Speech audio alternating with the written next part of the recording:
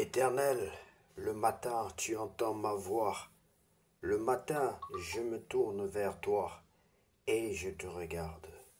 Psaume chapitre 5, verset 4. Bonjour bien-aimés, c'est l'heure de la prière et de la repentance. En ce samedi 2 août 2025, prions ensemble. Seigneur, merci pour ce matin de grâce, pour cette nouvelle journée que tu m'accordes. Merci pour le souffle de vie, pour la paix que tu verses dans mon cœur dès l'aurore. Je te remets ce samedi avec tout ce qu'il contient, mes projets, mes rencontres, mes décisions, mes silences, mes mouvements, mes intentions. Sois au centre de tout, Seigneur, car sans toi, rien n'a de vrai sens. Apprends-moi à marcher dans la douceur aujourd'hui, à écouter plus qu'à parler, à aimer plus qu'à juger, à donner sans attendre en retour. Seigneur, si je commence cette journée avec des fardeaux, allège-les par ta paix. Si je suis dans la confusion, parle à mon cœur. Si je me sens faible, rends-moi fort en toi. Il est écrit dans ta parole que le matin tu entends ma voix. Le matin, je me tourne vers toi et je te regarde. Bien-aimé, le matin est un rendez-vous sacré avec Dieu. Avant de plonger dans l'agitation du monde, dépose tes pensées à ses pieds. Il veut commencer la journée avec toi et marcher avec toi jusqu'au soir, bien-aimé. Je déclare que ce samedi est une bénédiction. Je suis guidé, protégé, inspiré par le Saint-Esprit. Je choisis la paix, la bonté et la foi. Dieu est avec moi et je ne crains rien. Seigneur, conduis-moi tout au long de cette journée. Rends-moi attentif à ta voix et docile à ton Esprit Saint. Je te fais confiance pour chaque moment et je te rends gloire dès maintenant et à jamais. Au nom de Jésus-Christ de Nazareth, j'ai ainsi prié. Amen. Nous allons passer à la deuxième phase de notre temps de prière, bien-aimé, qui est consacré à tous ceux qui veulent recevoir le Seigneur Jésus-Christ dans leur vie comme leur sauveur personnel et leur Seigneur. Si c'est le cas pour toi, prends la position qui honore ton Dieu. Soit tu te mets à genoux, les mains levées vers le ciel. Même si tu te restes debout, c'est pas bien grave, ou accroupi. Que Dieu te bénisse dans la position que tu vas prendre, bien-aimé. Si tu veux vraiment recevoir le Seigneur Jésus-Christ dans ta vie comme ton sauveur personnel et ton Seigneur, tu vas répéter cette prière après moi. Seigneur Jésus-Christ, je reconnais que je suis un pécheur contrairement à toi, qui est le Saint de Dieu, venu dans ce monde ôter le péché du monde, y compris le mien. Je te demande pardon de tout mon cœur, Seigneur. Je te demande pardon de tout mon cœur, Seigneur. Lave-moi par le sang de l'agneau. Entre dans le temple que tu as construit, le temple que je suis. Je reconnais que ce temple ne m'appartient pas, que mon corps ne m'appartient pas. Mon corps est le temple du Saint-Esprit. Mon corps est le temple dans lequel tu dois habiter. Viens dans le temple. Viens, je te donne les accès, Seigneur. Viens, je t'offre mon cœur. Je t'ouvre mon cœur. Je te donne ma vie parce qu'elle t'appartient.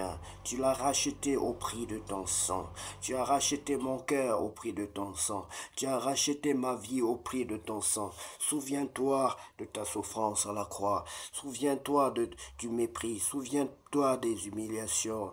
Souviens-toi que tu m'as racheté, Seigneur. Prends le plein contrôle de ma vie, de mes membres, de ma hanche, de mes reins, de mon cerveau, de ma mémoire, de mon cœur, de mes pieds, de mon être tout entier, de mes pensées.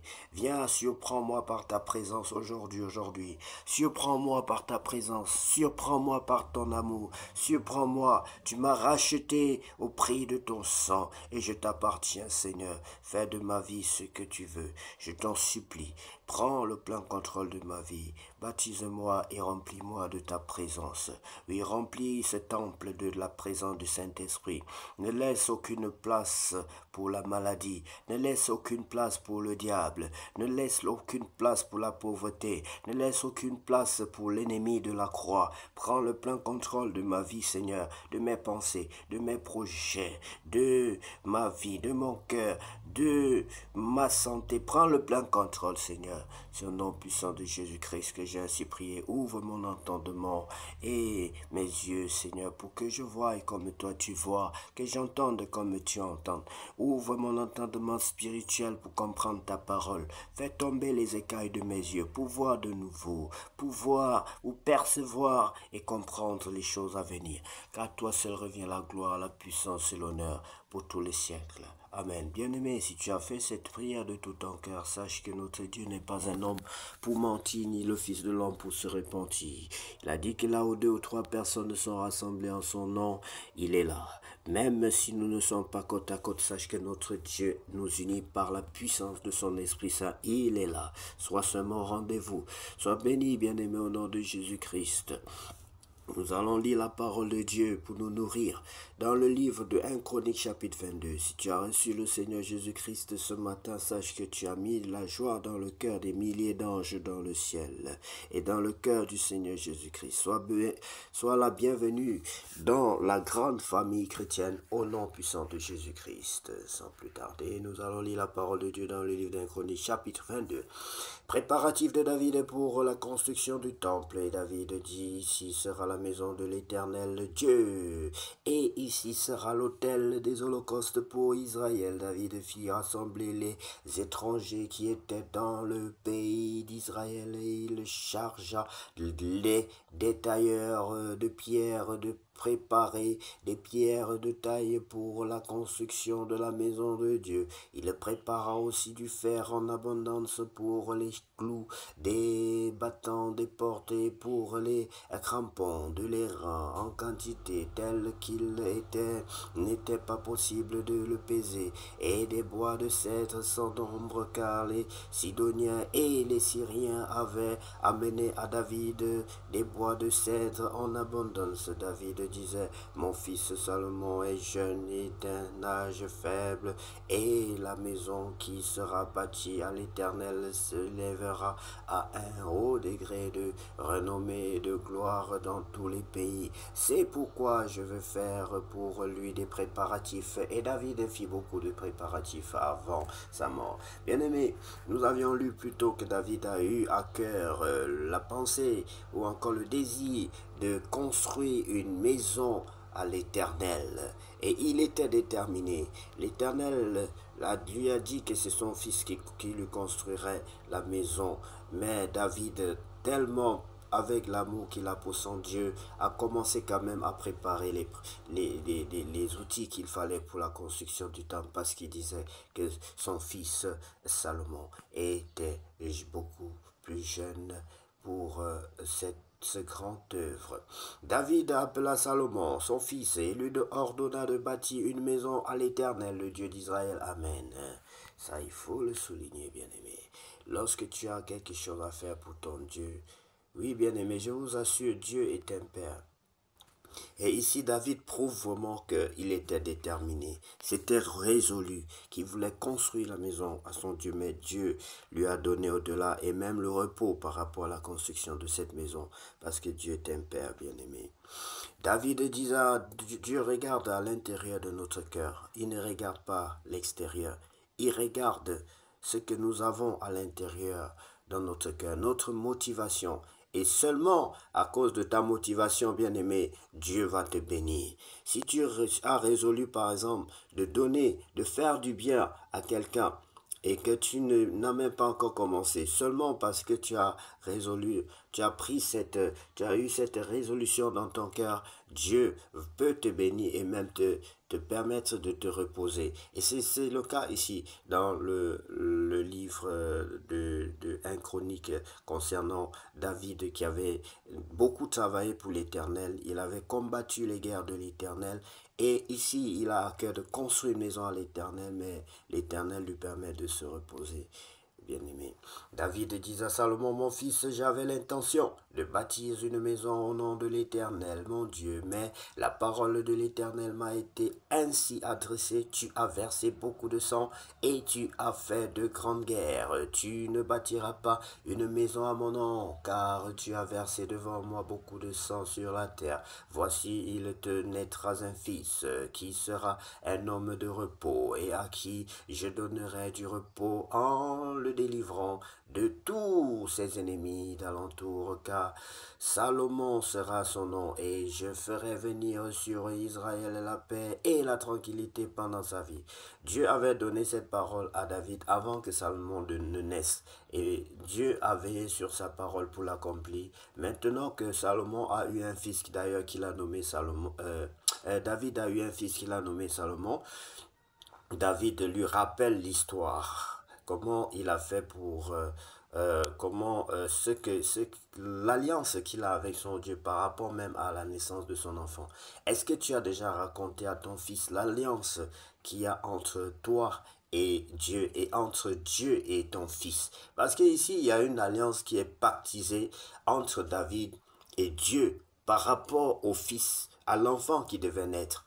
Ayez, bien-aimés, consacrez vos enfants à Dieu.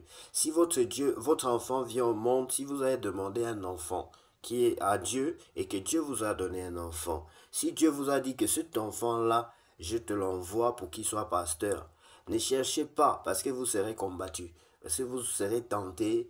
Vous allez voir, peut-être l'enfant sera très intelligent, vous allez vouloir l'envoyer à l'école de médecine ou bien à l'école je ne sais pas de quoi. Vous ne voudrez peut-être pas qu'il fasse ce que Dieu vous a dit au préalable. Mais ici, c'est un exemple à suivre aussi. Je dis parce qu'il y a des témoignages. Il y a des témoignages. L'homme est tenté. L'homme est souvent très tenté. Quand tu demandes quelque chose à Dieu, tu demandes de l'argent à Dieu pour construire par exemple un orphelinat. Dès que l'argent arrive, tu oublies l'orphelinat. Tu demandes un enfant à Dieu et tu dis à Dieu que tu fais même un vœu. Que si cet enfant-là tu me le donnes, je te le consacrerai. Et quand l'enfant arrive, tu ne veux pas laisser l'enfant aller à l'église. Ça, c'est courant. Tu demandes l'enfant à Dieu. Ici, David n'a même pas demandé, mais Dieu lui a dit que c'est l'enfant que je te donnerai qui s'occupera donc de la construction. Et Dieu a veillé. Dieu n'est pas un homme pour mentir, mais nous décevons souvent Dieu. Moi y compris, et je me réponds. Je me réponds parce que nous ne prospérons pas. Nous sommes des voleurs chez Dieu.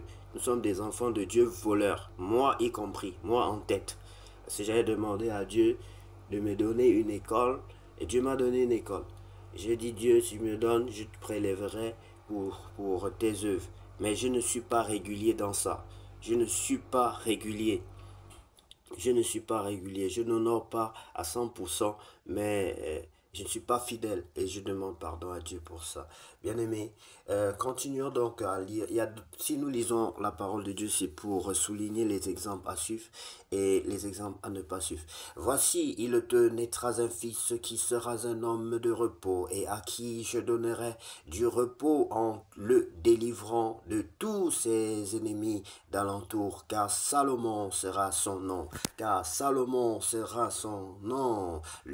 Très bien, Salomon sera son nom. Et je ferai venir sur Israël la paix et la tranquillité pendant sa vie. Ce sera lui qui bâtira une maison à mon nom. Il sera pour moi un fils et je serai pour lui un père. Et j'affermirai pour toujours le trône de son royaume en Israël. Maintenant, mon fils, que l'Éternel soit avec toi, afin que tu prospères et que tu bâtisses la maison de l'Éternel. C'est David qui parle maintenant à son enfant, ton Dieu, comme il l'a déclaré à ton égard. Et je veux m'adresser à vous, les enfants. Je veux m'adresser à vous, les enfants. Vous pouvez avoir vos propres projets, mais vos projets ne doivent pas dépasser les projets de vos papas. Surtout quand je parle aux enfants en Christ. Si ton père décide que tu vas faire telle chose, peut-être qu'il ne t'a pas dit quelle est l'alliance qu'il a tissée avec son Dieu. Bon, il y a d'autres cas. Il y a des cas où, par exemple mon cas, où avant que je ne vienne au monde, mes parents n'étaient pas chrétiens. Mais ils avaient par contre baptisé avec les esprits. Ce sont des gens qui adorent les ancêtres. Vous savez, nous sommes les Bantous. Et ce sont des pactes aussi qu'ils ont tissés. Mais Christ est venu nous arracher entre ces choses-là. Et généralement, et jusqu'à aujourd'hui, c'est une guerre entre les enfants de Dieu qui ont accepté Christ alors que les parents ne sont pas chrétiens, les parents sont dans d'autres choses. Mais Christ l'avait déjà dit, que je suis venu séparer père et fils, mère et fille, que la mère se lèvera contre sa fille et le fils contre son père. C'était un peu ce que Jésus voulait dire. Parce que dans une famille, vous avez un enfant qui va accepter Christ, la mère n'est pas encore chrétienne, ou bien la mère va accepter Christ, l'enfant n'est pas encore, ou le père va accepter le fils, vice-versa. Et ça crée souvent des conflits. Mais ce qui est sûr, le Dieu créateur parvient souvent à mettre l'harmonie, à créer l'harmonie dans les familles, à racheter tout le monde. Parce que c'est lui le vrai Dieu. Il prouve qu'il est le plus fort. De la même façon qu'il avait prouvé en Égypte en envoyant son serviteur Moïse pour délivrer. Parce qu'il y avait beaucoup de faux dieux en Égypte.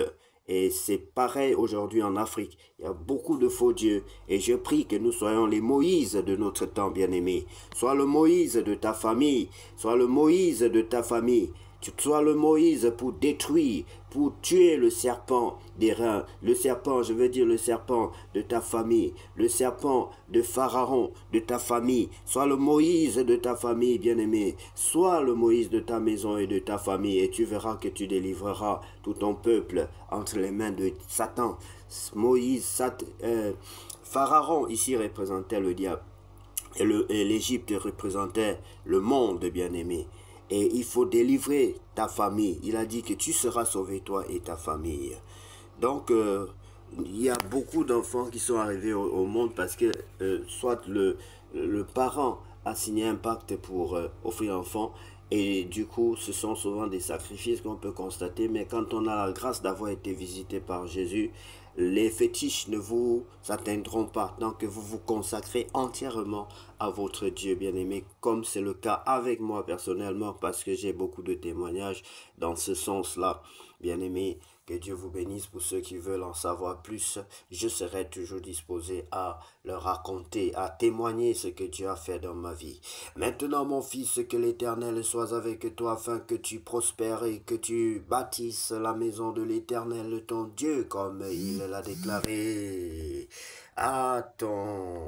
Comme il l'a déclaré, n'est-ce pas, à ton égard. Maintenant, mon fils, que l'Éternel soit avec toi, afin que tu prospères et que tu bâtisses la maison de l'Éternel, ton Dieu, comme il l'a déclaré. Vous voyez que ici, si l'enfant est un enfant rebelle, parce que je disais tantôt que je vais m'adresser un peu aux enfants chrétiens. La plupart des enfants chrétiens ont été sollicités par leur papa chrétien. Si vous êtes dans une famille chrétienne, sachez que généralement, vos parents ont dû dire quelque chose à Dieu avant que vous ne veniez au monde. Et si vous êtes sage, rapprochez-vous de vos parents. Parce que deux fois, l'enfant a ses projets qui sont loin, qui n'ont rien à voir avec l'alliance que le papa a signée avec Dieu. Et les papas aussi oublient. Quand l'enfant a par exemple le bac, le papa oublie qu'avant que cet enfant-là ne vienne au monde, prenons un peu le cas de Salomon et David. Avant que Dieu m'avait dit que je t'enverrais un enfant pour faire telle et telle chose. Mais dans la distraction, peut-être le papa oublie. Et l'enfant ne va pas peut-être réussir dans la vie, ou bien même l'enfant va même mourir. Il va envoyer l'enfant, je ne sais pas dans quel pays, parce que l'enfant a obtenu la bourse pour tel ou tel pays. Et après, on va lui renvoyer le corps de l'enfant. Je parle à quelqu'un ce matin. Je parle à quelqu'un et je sais que quelqu'un m'entend ce matin. Je sais que quelqu'un est concerné par ce message ce matin. Et si tu es concerné, ressaisis-toi. Que vous tous qui avez signé des pactes, des alliances avec l'Éternel, avant l'arrivée de vos enfants qui sont bacheliers, vos enfants qui sont sur le point de voyager, d'aller à gauche, à droite, vos enfants sont devenus les instruments de l'État, ou c'est l'État qui doit les envoyer à gauche, à droite. Mais vous ne veillez pas à l'alliance que vous avez avec votre Dieu. Attention, car ce sont des corps sans vie qui risqueront de rentrer là où ils sont en train d'être envoyés. Respectez les engagements que vous avez pris envers l'Éternel. Bien-aimés, recevez comme ce message, c'est un message de grâce. c'est un message. Dieu ne punit pas sans avertir. Dieu ne punit pas sans avertir. Ressaisissez-vous. Lorsque vous n'aviez pas l'argent, vous étiez là en train de dire, Seigneur, si tu me donnes l'argent, je vais, mon premier salaire, je veux faire ceci, je veux donner aux orphelins, je veux donner aux prisonniers, je veux donner aux veuves, je veux faire ceci. Quand tu as eu ton premier salaire, tu n'as pas honoré. Donc faites attention, bien-aimés, parce que nous risquons d'être au mauvais endroit au mauvais moment. Mais si nous respectons la parole de Dieu, nos engagements envers Dieu, imaginez ici que soit, quand c'est l'enfant qui est têtu, c'est lui qui paye les pots cassés. Hein. Si par exemple ici, là, Salomon décide, ah papa, non, moi je ne veux pas, je veux construire les maisons et tout, je ne suis pas là-dedans, non, ça ne me plaît pas, je veux jouer au basket. Je veux jouer au basket, moi j'aimerais être pilote, j'aimerais être docteur. Entre dans ton père. Voilà pourquoi la Bible dit, mon enfant, que obéis à ton père afin que tu sois heureux. Parce que derrière ça, c'est Dieu qui te rend heureux en fait. C'est Dieu qui connaît les circonstances et les temps. Partout où tu iras, il te verra, il sera là avec ses anges pour te protéger. Tu ne peux pas être plus grand que ton père, surtout en Christ. Je dis en Christ, hein, parce que nos parents qui sont des sorciers, ne leur obéissez pas. N'obéissez pas à vos parents plus qu'à Dieu, ça j'assume. N'obéissez pas. Imaginons qu'un parent soit un criminel, il y en a, ça existe, et qui vous entraîne dans le crime, vous allez tuer les gens.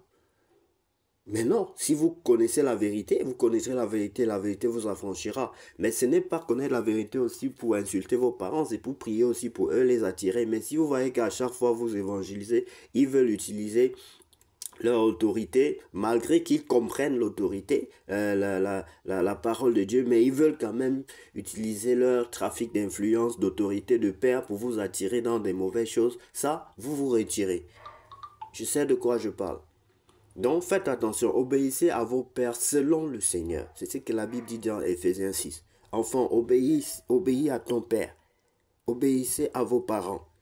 Obéis à ton père, à ta mère, selon le Seigneur. Voilà.